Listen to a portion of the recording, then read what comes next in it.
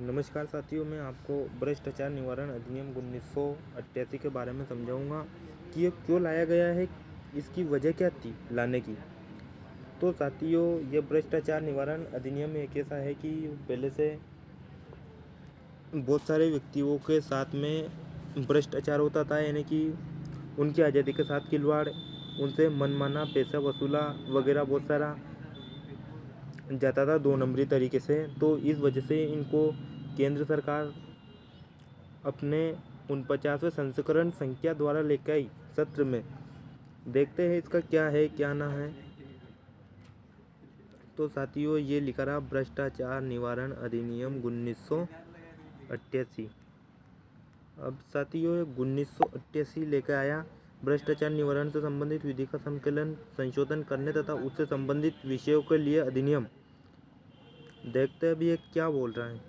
भारत गणराज्य के 39वें वर्ष में संसद द्वारा निम्नलिखित रूप में यह नियमित किया गया है। अगर साथियों इसमें देखा जाए तो प्रारंभिक इसका नाम विस्तार को इसमें नाम विस्तार ये भ्रष्टाचार निवारण, यानी कि जिस नाम से ये बना है उसी नाम से इसका संक्षिप्त नाम हो जाता है। अगर दूसरा पॉइंट देखा जाए तो जम्मू कश्मीर राज्य के सिवाय संपूर्ण भारत पर लागू है इस समय। अगर साथियों आगे देखा जाए तो इसमें धारा 2 के अंदर परिभाषा क्योंकि जो भी एक्ट बनता है वो जनता के हित में बनता है और जनता के हित में इसी वजह से बनता है। तो इनमें परिभाषा आती है कि ये किस पर लागू होता है, किस पर क्या होता है। तो इसमें इनका क्या बोलता है, निर्वाचन से संसद या किसी विधानमंडल स्तरीय प्राधिकरण या लोक प्राधिकरण के सदस्य के चयन के प्रयोजन के लिए किसी विधि के अधीन किसी भी माध्यम से कराया गया निर्वाचन अभिप्रेत है।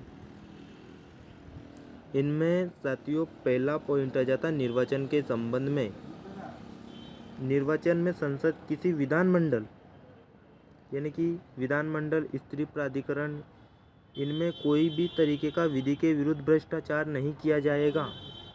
दूसरा है लोक कर्तव्य अभिप्रेत है कि जिसके अंतर्गत निर्वन या जनता समुदाय का स्वयं हित होगा।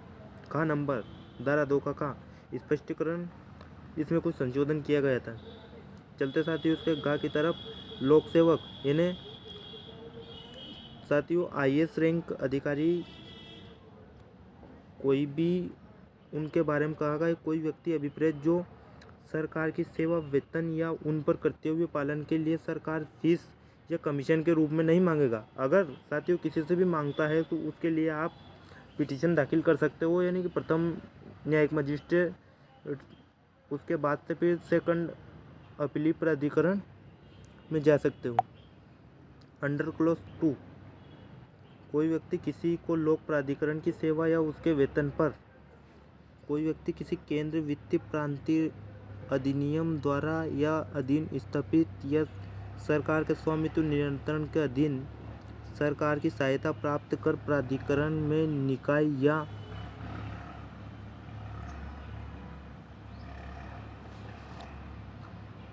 इनके संबंध में है। और चौथा पॉइंट देखें तो कोई न्यायाधीश जिसके अंतर्गत ऐसा कोई व्यक्ति है जो किन्हीं न्याय निर्णय कृत्य का चाहे स्वयं किसी व्यक्ति के निकाय के सदस्य के रूप में निर्वहन करने का विधि द्वारा सशर्त है।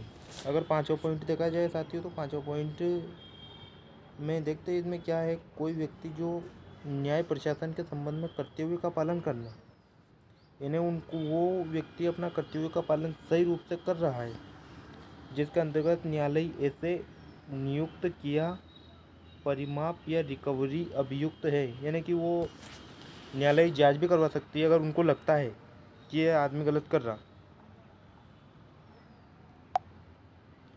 कोई मध्य या अन्य व्यक्ति जिसको किसी न्यायालय द्वारा या किसी सक्षम लोक प्राधिकरण द्वारा कोई मामला या विषय विनिश्चय या रिपोर्ट के लिए निर्देशित किया जा सकता है। यानी कि साथियों अगर न्यायालय को लगता है कि ये मामला गड़बड़ है लोक प्राधिकरण अधिकारी को, तो वो उस मामले की रिपोर्ट भी दाखिला करवा सकता है उस लोक सेवक अधिकारी से नीचे की रैंक वाले व्यक्ति से। इनमें कोई खास नहीं है साथियों। चलते हैं अगले की तरफ। अगला पॉइंट बोलता है कि जैसे बैंक उद्योग में सोसाइटी रजिस्ट्रीकृत अध्यक्ष सचिव केंद्र सरकार या राज्य सरकार के केंद्रीय प्रांतीय राज्य अधिनियम द्वारा या उसके अधीन स्थापित किया गया निगम या जो राज्य सरकार के स्वामित्व के अधीन आता है, सरकार से सहायता प्रदानीकरण निकाय से या कंपनी अधिनियम 1956 की धारा 617 में यथा परिभाषित किसी सरकारी कंपनी से कोई वित्त सहायता प्राप्त कर रही है या कर चुकी है। अगर साथियों इसी के साथ में अगला देखा जाए तो कोई व्यक्ति जो किसी सेवा आयोग का बोर्ड को चाहे किसी भी काम से ज्ञात अध्यक्ष या कर्मचारी चयन। साथियों इसमें बहुत सारे कुलपति जो भी मतलब भ्रष्टाचार करते हैं उनके बारे में सभी के ऊपर मतलब भ्रष्टाचार पर केंद्र सरकार ने इस बनाने का पूर्ण रूप से उद्देश्य यही था। चलते हैं साथियों अध्याय 2 विशेष न्यायाधीश की नियुक्ति। अब इसमें विशेष न्यायाधीश कौन हो सकता है? अगर साथियों इसमें देखा जाए तो विशेष न्यायाधीश वो हो सकता है कि जो प्रथम न्यायिक मजिस्ट्रेट। देखते इसका पॉइंट नंबर। केंद्र सरकार द्वारा राज्य सरकार राजपत्र में अधिसूचना द्वारा निम्नलिखित अपराधों के विचारण के लिए इतने विशेष न्यायालय नियुक्त कर सकेगी जितने ऐसे क्षेत्र के लिए ऐसे मामलों समूहों के लिए आवश्यक अधिसूचना निर्दिष्ट हो। इस अधिनियम का अधीन दंडनीय कोई अपराध निर्दिष्ट अपराधों में किसी को रोकने या षड्यंत्र करने का प्रयत्न, कोई दुष्प्रेरण, ये अगला बोलता है न्यायाधीश के नियुक्ति के लिए तब तक निर्हित नहीं होगा जब सीआरपीसी सेक्शन 2 यानी उसकी धारा 2 सेशन न्यायाधीश या अपर न्यायाधीश या सहायक सेशन न्यायाधीश नहीं है या नहीं रहा। चलते साथियों धारा नंबर 4 तो विशेष न्यायालयों द्वारा विचारणीय मामले। अब ये क्या हो सकता है? विशेष न्यायालय वही जो धारा 3 में स्पष्ट रूप से उनका प्रावधान किया गया है सीआरपीसी की धारा 2 के अंदर। इसमें इतना कोई ज़्यादा खास नहीं है। धारा 3 की उपधारा 1 के अधीन प्रत्येक अपराध उस क्षेत्र के विशेष न्यायाधीश द्वारा जिसमें वह अपराध किया गया है या ऐसे क्षेत्र के लिए एक से अधिक न्यायाधीश है जिसमें ऐसे न्यायाधीश द्वारा जो निमित्त केंद्र सरकार द्वारा निर्दिष्ट किया मामला अभियुक्त विशेष न्यायाधीश के समक्ष होगा, यानी कि उसको भी विचार करने के लिए समय दिया जाएगा। देखते साथियों उसमें सीआरपीसी का ज़्यादा मेन है, यानी कि भ्रष्टाचार निवारण की धारा 4 में अगर पूर्ण रूप से देखा जाए तो इनका पूरा सॉल्यूशन निकलता है। सीआरपीसी की धारा 2 इस पर पूर्ण रूप से लागू होती है। देखते हैं धारा 5 की तरफ प्रक्रिया और विशेष न्यायाधीश की शक्तियाँ। अब इनकी शक्तियाँ क्या हो सकती है? इनकी पहली शक्ति है न्यायाधीश अभियुक्त सुदूर गए बिना अपराधों का संज्ञान कर सकता है और वह अभियुक्त व्यक्ति के विचारण में दंड प्रक्रिया संहिता 1973 यानी कि 74 में लागू हुई थी। उस वजह से वो बताता है मजिस्ट्रेटों द्वारा वारंट के मामलों में विहित प्रक्रिया का अनुसरण करेगा। वारंट यानी संज्ञेय मामले, ऐसे मामले जो क्रिमिनल केस के अंदर आता है, ऐसे मामलों में तुरंत गिरफ्तारी करने का आदेश दे सकता है। चलते साथ ही दूसरे की तरफ दूसरा क्या बोलता है? विशेष न्यायाधीश किसी ऐसे व्यक्ति का साक्ष्य प्राप्त करने की दृष्टि से जिसका प्रत्यक्ष अप्रत्यक्ष किसी अपराध से संतृप्त होना या संकृति होना। विशेष न्यायाधीश ऐसे व्यक्ति और प्रत्येक अन्य व्यक्ति को चाहे उस अपराध के लिए किए जा रहे दुष्प्रेरण या उसके संबंध में। साथियों इसमें अगर देखा जाए तो पूर्ण रूप से धारा सीआरपीसी सेक्शन 2 का ही यानी कि साथियों इनमें पूर्ण रूप से धारा 5 के अंदर भी वही नियम है कि सीआरपीसी की धारा 2 महत्वपूर्ण होती है। धारा 4-5 के अंदर सीआरपीसी सेक्शन 2। बढ़ते साथियों अगले की तरफ। धारा 6 संक्षिप्त विचारण करने की शक्ति। अब इसमें संक्षिप्त विचारण करने की यानी कि छोटे छोटे हिस्सों में किस तरीके से क्या होएगा देखते हैं, उनका पढ़ते हैं। जहाँ कोई विशेष न्यायाधीश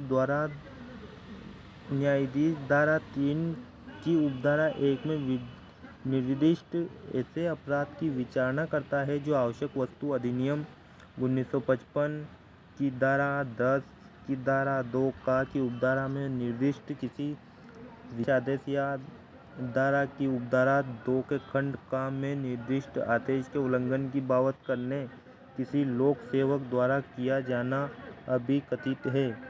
वहाँ इस अधिनियम की धारा 5 की उपधारा 1 में सीआरपीसी की धारा 260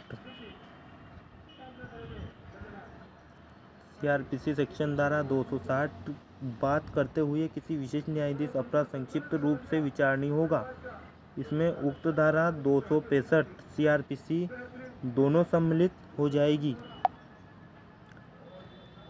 परंतु किसी अधीन किसी संक्षिप्त विचारण में किसी दोष सिद्ध की दशा में विशेष न्यायाधीश के लिए एक वर्षीय अनावधि की अवधि के कारावास का दंडादेश पारित करना विधि पूर्ण होगा।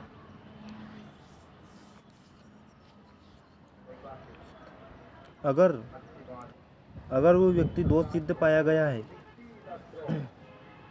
1 वर्ष की अनावधि 1 वर्ष के पहले ही उनको आदेश पारित करना होगा न्यायाधीश को। इसमें साथियों ऐसा कोई है नहीं वैसे तो।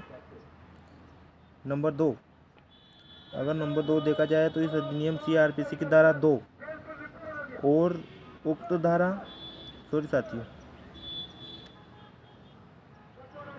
धारा 452 दंडादेश अतिरिक्त कोई आदेश पारित किया गया नहीं, दोष सिद्ध व्यक्ति द्वारा कोई अपील नहीं की जाएगी। जहां कोई विशेष न्यायाधीश उपरोक्त द्वारा परिसीमा आदेश अपील करता है। अध्याय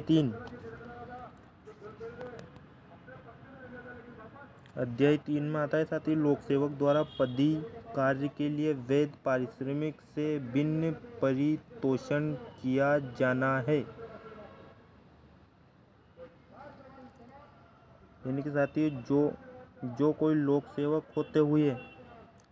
होने की प्रत्याशा रखते हुए वैध पारिश्रमिक से भिन्न किसी प्रकार की कोई परितोषण इस बात करने के लिए इनाम करने में किसी व्यक्ति को अपने लिए या किसी अन्य व्यक्ति के लिए प्रतिगृहित या अभिप्रेत करेगा या प्रतिगृहित करने को सक्षम होगा, अभिप्रेत करने का प्रयत्न करेगा, वह लोकसेवक अपना कोई पदी कार्य करे या करने से प्रेरित रहे अथवा किसी को करने पदी कृत्यों से के प्रयोग को कोई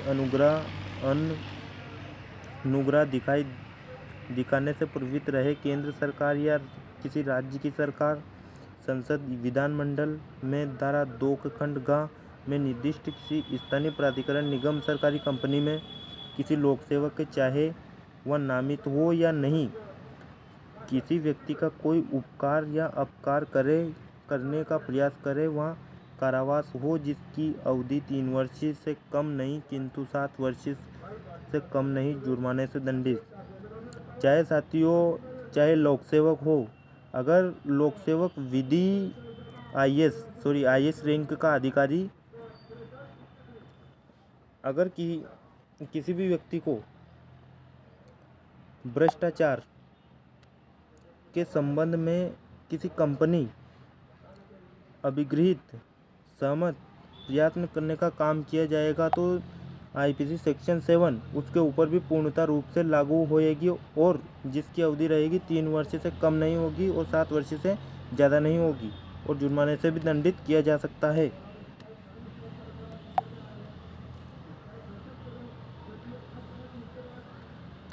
तो इसका देखते हैं स्पष्टीकरण का। लोक सेवक होने की प्रत्याशा रखते हुए, यदि कोई व्यक्ति जो किसी पद पर होने की प्रत्याशा रखते हुए दूसरों को प्रवचना से ये विश्वास करा दे कि किसी पद पर होने वाला उपकार करे, जो किसी पारिपोषण करेगा, जो छल करने का दोषी हो सकेगा, किंतु वह धारा को परिभाषित अपराधी दोषी नहीं माना जाएगा। पारितोषण शब्द से धन संबंधित परितोषण तक, उन परितोषण तक ही जो धन के में ओके जाने योग्य निर्बंधित है। वेद परिश्रमिक शब्द उस पारितोषण तक निर्बद्ध नहीं है जिसकी मांग लोक सेवक विधिपूर्ण रूप से कर सकता है, किंतु इसके अंतर्गत समस्त परिश्रम आता है जो अभिगृहित करने या उसको संगठन सेवा करने की अनुज्ञा सेवा दी जाती है। करने के लिए हेतु इनाम, वो व्यक्ति वह कार्य करने हेतु इनाम के रूप में जिसे करने उसका आशय नहीं है या जिसे करने की स्थिति में वह नहीं है। यानी कि साथियों, कोई व्यक्ति अगर उनकी इच्छा नहीं है कि मैं ये काम नहीं कर सकता हूँ, अगर उनको इनाम के थ्रू वो काम भ्रष्टाचार के रूप में करवाता है किसी लोक सेवक, तो उन लोक सेवक के ऊपर वैसे ही जिस तरीके से धारा 7 में बताया गया उसी रूप से इनके ऊपर भी दंड का प्रावधान होगा। ये दंड का प्रावधान न्यायालय सिद्ध करेगा कि किस रूप से इनको दंड दिया जाए, इन किस रूप से किस हद तक इनको बहकाया। बढ़ते साथी, लोक सेवक पर भ्रष्ट अवैध साधनों द्वारा असर डालने के लिए पारितोषण का लेना।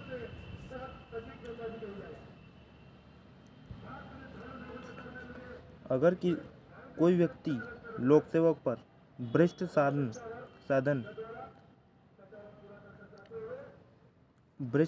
से अगर उस पर किसी भी तरीके का गलत इस्तेमाल का अगर आरोप लगाएगा, तो वो व्यक्ति भी 3 वर्ष से कम की सज़ा नहीं होगी और 7 वर्ष से कम की नहीं होगी, जुर्माने से भी दंडित किया जाएगा। क्योंकि साथियों, ये कानून है, कानून के अंदर सभी को रहना पड़ता है। बढ़ते साथियों, अगले 9, लोक सेवक पर वैयक्तिक असर डालने के लिए पारितोषण का लेना। साथियों, इस बात में फिर न्यायालय सिद्ध करेगी कि हाँ, लोक सेवक ने के ऊपर सही डाला या गलत डाला, उनके ऊपर भी ये न्यायालय को ही सिद्ध करना है। साथियों, बढ़ते अगले क्वेश्चन की तरफ। अगला ये रहा, लोक सेवक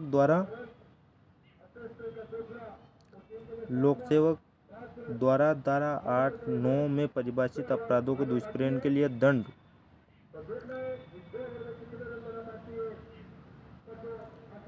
जो कोई ऐसा लोक सेवक होते हुए जिनके बारे में अपराधों में से कोई अपराध किया जाए, धारा 8-9 में परिभाषित उस अपराध का दुष्प्रेरण करेगा, चाहे वह अपराध ऐसे दुष्प्रेरण के परिणाम स्वरूप किया गया या वह कारावास 6 मास से कम नहीं होगी, किंतु 5 वर्ष से कम नहीं होगी।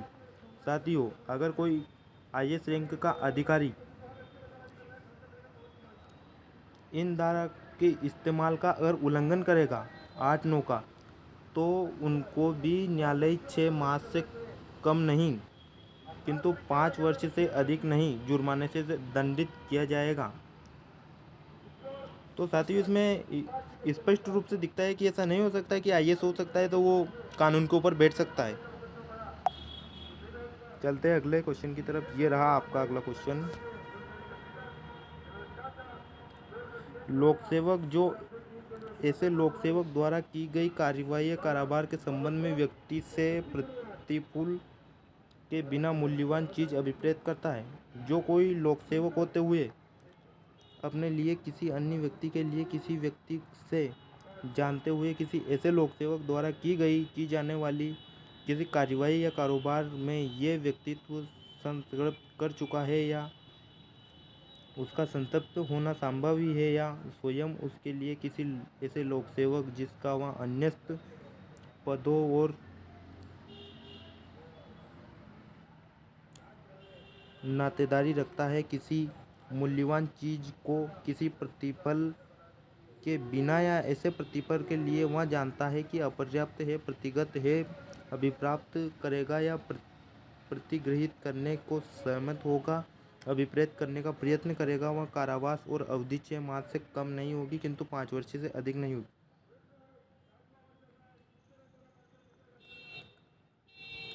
मतलब लोक सेवक भी ज़्यादा वो कार्यवाही वैसे नहीं कर सकता है, उनको ज़्यादा अधिकार नहीं दिया गया लोक सेवक को। वैसे भी 6 वर्ष तक का वो मतलब ब्रेक लगा सकता है, जुर्माना। चलते साथियों अगले 12 की तरफ। धारा 12, इसमें धारा 7 और धारा 11 का पूर्ण रूप से जिक्र किया गया है। ना तो आम आदमी लोक सेवक पर भ्रष्ट का आरोप सिद्ध कर सकता है या फिर लगा सकता है गलत तरीके से, और ना लोक सेवक उनको बहला फुसलाकर इनाम की तरह उनका इस्तेमाल कर सकता है। बढ़ते साथियों अगले की तरफ। अगला ये रहा, लोक सेवक द्वारा आपराधिक औचार, यानी वो किस किस चीज़ का उपयोग कर सकता है।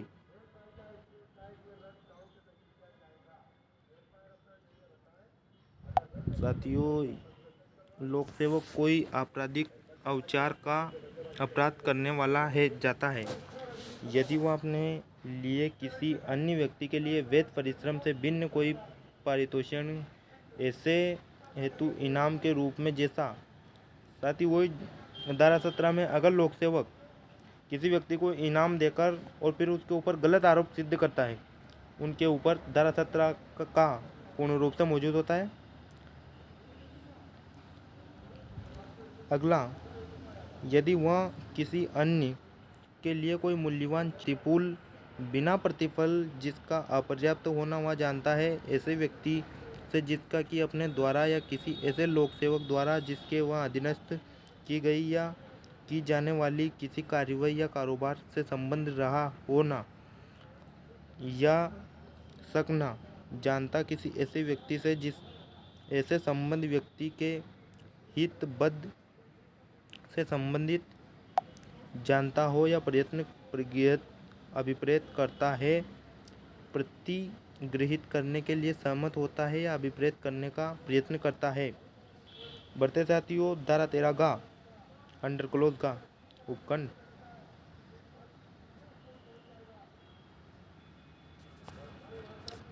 यदि वह लोक सेवक के रूप में अपने को सौंपी गई नियंत्रण किसी संपत्ति का अपने ऊपर बेईमानी या कपटपूर्व दुरुपयोग करने या उसे अन्यथा संप्रेषित कर लेता है, किसी अन्य व्यक्ति को ऐसा करने देता है।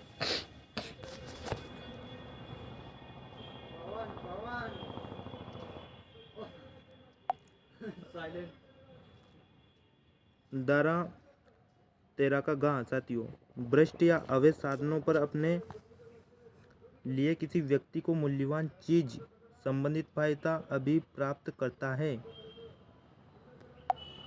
अगला क्वेश्चन साथियों, लोक सेवक के रूप में अपनी स्थिति और अन्यथा दुरुपयोग करके अपने लिए किसी अन्य व्यक्ति के लिए मूल्यवान चीज या धन संबंधित अभिप्रेत करता है।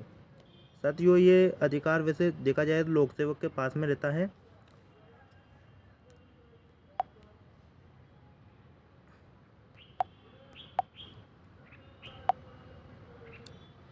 लोक सेवक के रूप में पद धारण करके किसी व्यक्ति के लिए कोई मूल्यवान चीज या धन संबंधित फायदा अभिप्रेत, ये तो हो गया साथियों।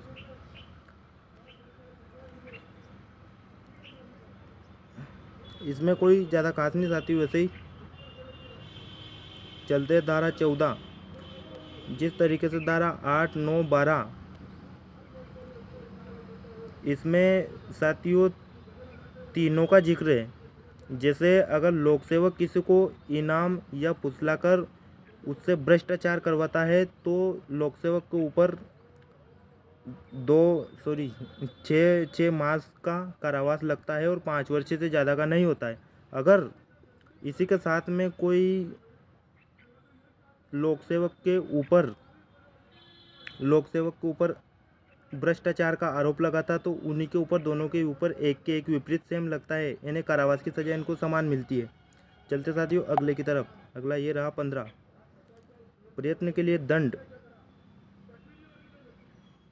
जो कोई धारा 13 की उपधारा खंड 1 के अधीन ग में निर्दिष्ट कोई अपराध करने का प्रयत्न करेगा वहाँ कारावास और जिनकी अवधि 2 वर्ष से कम नहीं होगी किंतु 5 वर्ष तक की हो सकेगी वह जुर्माने से भी दंडित किया जाएगा। और ये बात न्यायालय के ऊपर डिपेंड करती है वो क्या करते। चलते साथियों अगले धारा 13 जुर्माना नियत करने के लिए ध्यान में रखी जाने वाली बातें। जुर्माने की रकम नियत करने में न्यायालय वहाँ जुर्माने का दंड धारा 13 की उपधारा 2 धारा 14 का अधीन अधिरोपित किया गया वो रकम संपत्ति के मूल्य या यदि कोई हो जिसे अभियुक्त व्यक्ति ने अपराध करके अभिप्रेत किया हो अथवा 2 सिद्ध धारा 13 उपधारा 1 के अंडर क्लोज ड में निर्दिष्ट किसी अपराध के लिए अगर साथियों इसमें धारा 13 और 14 के उपखंड के बारे में इनमें न्यायालय के ऊपर डिपेंड करता है कि न्यायालय किस हिसाब से इनको दंड देगी। बढ़ते साथियों अध्याय 4 इस अधिनियम के अधीन मामलों का अन्वेषण करने के लिए प्राधिकृत व्यक्ति यानी कि इसका अन्वेषण कौन करेगा? जांच कमेटी। दंड प्रक्रिया संहिता CRPC की धारा 2 साथियों धारा 2 भ्रष्टाचार निवारण अधिनियम 1988 की धारा 2 का के अंदर जिस तरीके से इनमें दिया गया है उसी प्रकार से CRPC की धारा का इनमें पूर्ण रूप से जिक्र किया गया है।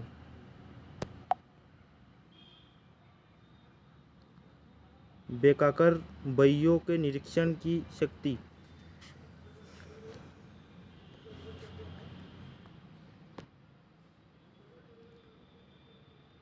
यदि प्राप्त जानकारी से अन्यथा किसी पुलिस अधिकारी के पास किसी ऐसे अपराध किए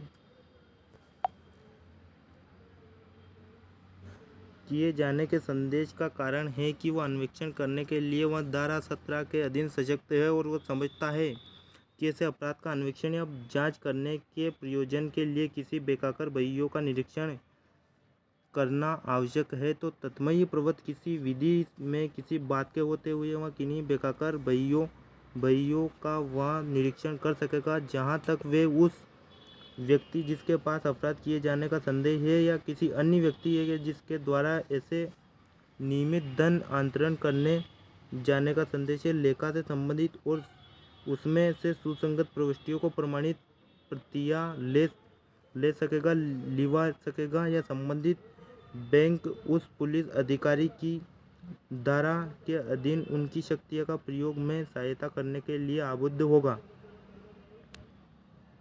साथियों इसमें जो बेला फुसला कर दिया जाने वाला उनके बारे में दिया गया वैसे इसमें ज़्यादा खास नहीं है। बढ़ते धारा अध्याय 5 अभियोजन के लिए मंजूरी और अन्य प्रक्रियाएं।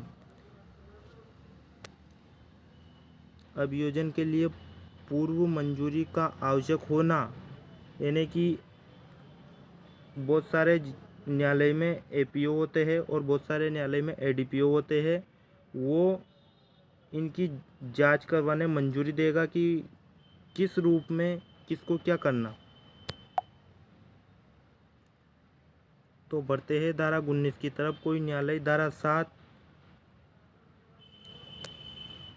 धारा 10 धारा 11 धारा 13 और धारा 15 के अधीन दंडनीय किसी ऐसे अपराध का संज्ञान यानी कि नॉन कॉग्निजेबल जिसकी बाबत का ये अभिकथन कि वह लोक सेवक द्वारा किसी जैसा लोकपाल लोकायुक्त अधिनियम 2013-14 का अधिनियम संख्या 1 अन्यथा उपबंधित जिसके सिवाय निम्नलिखित पूर्व मंजूरी के बिना नहीं करेगा। बढ़ते साथियों उनके निर्देश देखते हैं कि निर्देश क्या बोलते हैं। ऐसा व्यक्ति की दशा में जो संघ के मामलों के संबंध में नियोजित है और अपने पद से केंद्र सरकार द्वारा या उसकी मंजूरी से हटाए जाने के सिवाय नहीं हटाया जा सकता। केंद्र सरकार यदि कोई व्यक्ति केंद्र सरकार या संघ के मामलों में भ्रष्टाचार से अगर उनको करता है उनको APO या न्यायालय अधिकारी या प्रथम श्रेणी न्यायिक मजिस्ट्रेट हटाने की कोशिश करता वो नहीं हटता तो उनके ऊपर धारा 17 का का प्रयोग कर सकता है न्यायालय चाहे तो। ऐसे व्यक्ति की दशा में जो राज्य के मामलों के संबंध में, यानी कि साथियों ये भी इसके विपरीत ही हो जाएगा। ये राज्य सरकार का किसी अन्य व्यक्ति की दशा में उसे अब उसके पद से हटाने के लिए सक्षम प्राधिकारी, जहाँ किसी कारणवश इस भावशंका उत्पन्न हो जाए कि धारा 1 के अधीन अपेक्षित पूर्व मंजूरी केंद्र या राज्य सरकार या किसी प्राधिकरण में से किसी को दी जाने वाली मंजूरी। सर इसमें ऐसा कोई ज़्यादा खास नहीं, चलते अगले की तरफ बढ़ते आगे। धारा 20, जहां लोक सेवक वेद पारिश्रमिक से भिन्न पारितोषण गृहीत करता है, वहाँ उपधारा 7 या धारा 11 साथियों वैसे ही जो धारा 7 में स्पष्ट रूप से अपन ने आगे पढ़ चुका है इनके बारे में डिटेल, यानी कि लोक सेवक किसी व्यक्ति को इनाम या बेला फुसलाकर उनको भ्रष्टाचार करवाता तो उनके ऊपर जिस तरीके से न्यायालय डिपेंड करता है कि 6 मास से कम नहीं और 5 वर्ष से कम नहीं, वही सजा का प्रावधान इसमें रहता है। बढ़ते हैं साथियों अगले। अभियुक्त व्यक्ति का सक्षम साक्षी होना, यानी बिना सबूत के उनको कैसे मान्य कर सकती है। देखते साथियों इनमें क्या बताता है। इस अधिनियम के अधीन दंडनीय अपराध से आरोपित कोई व्यक्ति प्रतिरक्षा पक्ष के समक्ष साक्षी होगा। वह अपने विरुद्ध अपने विचार, अपने हाथ तो साक्षी किसी व्यक्ति के विरुद्ध किए गए आरोपों को साबित करने के लिए शपथ पर साक्षी दे सकेगा। साक्षी के रूप में वह अपनी प्रार्थना पर के सिवाय आहूत नहीं किया जाएगा। साक्षी देने में उसकी असफलता पर अभियोजन पक्ष कोई टीका टिप्पणी नहीं करेगा, यानी कि साथियों उनको पूर्ण रूप से उनका अधिकार है कि वो पूर्ण रूप से अपनी बात रख सकता है न्यायालय के सामने। उसी विचारण में उसके साथ अधिरोपित व्यक्ति विरुद्ध उपधारणा उत्पन्न नहीं होगी। ऐसा प्रश्न जिसकी प्रवृत्ति करने के लिए किसी अपराध का आरोप पर लगाया गया है, उसमें भिन्न अपराध उससे किसी या वह उसके दिस सिद्ध दोष हो चुका है, वह बुरे चरित्र का है, उसने उस दशा के सिवाय कुछ न किया, जब पूछे जाने पर उत्तर देने की अपेक्षा नहीं की जाएगी। इस बात का सबूत उसे ऐसा अपराध जिसके लिए वह सिद्ध दोष हो सकेगा, ये दर्शित करने के लिए बाद साक्षी का दोषी या अपराध आरोप उस पर लगाया जाएगा।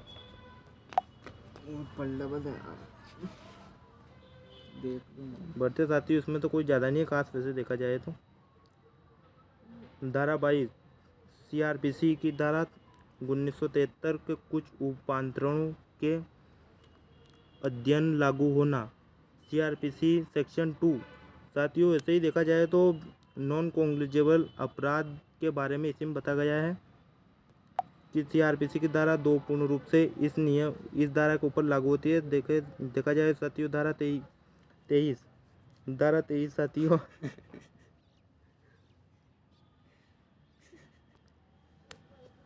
धारा 13 के अधीन अपराध के संबंध में आरोप के विशिष्ट दंड प्रक्रिया संहिता 1973 साथियों वैसे ही इनमें कोई ज़्यादा खास नहीं देखा जाए। वही CRPC सेक्शन 2 के बारे में कि संज्ञेय मामला में किस रूप में इनको किस हिसाब से गिरफ्तार करना है। ये धारा 2 के ऊपर पुलिस को डिपेंड करना है कि वह किस रूप से गिरफ्तार करेगी भ्रष्टाचार वाले व्यक्ति को। अगला आता है साथियों धारा 24 रिश्वत देने वाले या उसके कथन पर अभियोजित ना होना। प्रवृत्ति किसी विधि में किसी बात के होते हुए धारा 7 से धारा 11 या धारा 13 या धारा 15 का दिन किसी अपराध के लिए किसी लोक अभियोजन के लिए विरुद्ध किसी कार्यवाही में किसी व्यक्ति के इस कथन से कि उसने उस लोक अभियोजक को वैध परिश्रम परितोषण या कोई मूल्यवान चीज़ देने की प्रस्तावना की गई है, साथियों वैसे ही कुछ नहीं, इसमें धारा 11-13 के बारे में जिक्र किया गया है। वैसे न्यायालय ये कोई ज़्यादा वैसे खास नहीं है। देखते साथियों वैसे ही धारा 25 नौसेना सेना वायुसेना संबंधित अन्य विधियां का प्रभावित न होना। इस अधिनियम के तहत किसी बात को नौसेना वायुसेना 1949 वायुसेना अधिनियम। साथियों जो सेना के संबंध में अधिनियम बनता है उनके बारे में अगर वो भ्रष्टाचार का उनके ऊपर लगता है तो इस पर न्यायालय लागू करेगी कि हमको क्या करना चाहिए, किस हिसाब से वो सबूत देख के उनका पूर्ण रूप से विचारण के हिसाब से उनको दंड दिया जाएगा। शंकाओं के निराकरण के लिए घोषित किया गया किसी ऐसे विधि प्रयोजन को उपधारा 1 में निर्दिष्ट किया गया।